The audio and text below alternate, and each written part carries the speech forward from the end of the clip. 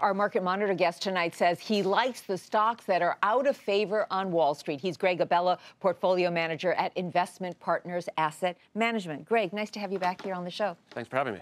Well, let's start off just talking a little bit about today's markets, this jobs report. Does anything that you heard today change your investment approach? No, not so much. I think that the market got it right today. There wasn't a surge of 500 points in the Dow or 30 points in the S&P. It was a moderate reaction, and I think that we're already sort of priced for perfection. So business as usual for you and your portfolios? No, well, I think this is time that you start to look at the laggards. In the S&P, there have been 11 sectors, and one is super underperforming, which is energy, and the rest are doing fine. So maybe it's time to bottom feed. You like value. You like to look for it. You like to look for the things where other people aren't looking. And your first choice tonight is a European hedged equity ETF. That would be a value play right now. Why do you think Europe and this big cap-oriented ETF is poised to move up? Okay. Well, we're coming out of QE. And they're going in. And they're going apparently. Apparently. And I suspect they'll have to, as long as they get all the countries to agree. So if that's the case, you're going to have a euro which weakens.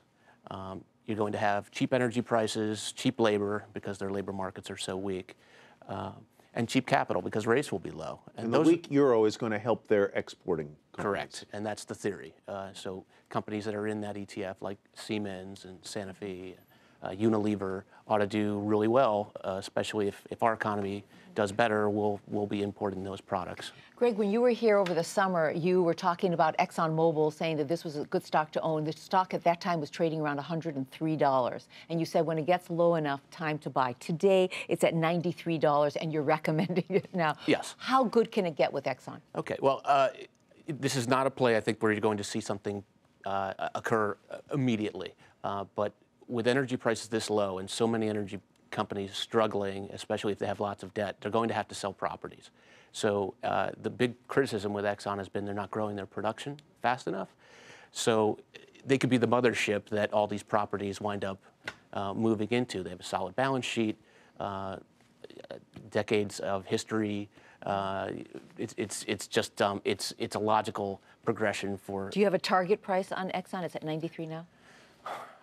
Well, going out about 18 months, I think you could see a 10 or 15% higher. Mm-hmm. All right. I'd rather be Exxon in a falling market than one of the smaller producers or one of the highly leveraged ones. Correct. Your third choice is called Memorial Production Partners. It's a master limited partnership with a 16% yield. Often, when I see yields that high, I go, whoa, wait a minute, that's a problem. In this case, because of the structure, I assume it is absolutely not.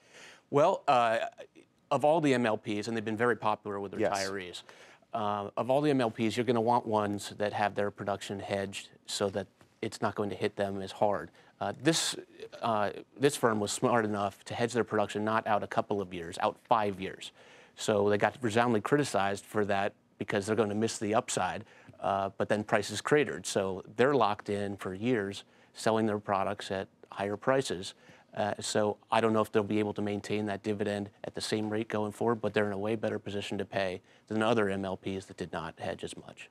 Okay. All right, interesting choices. Yeah, very interesting choices. Thank you so much for coming by. Have a great weekend. Thanks so much. Great, good to see you. Teach me how to tie a bow tie next time you come. Okay? Will do.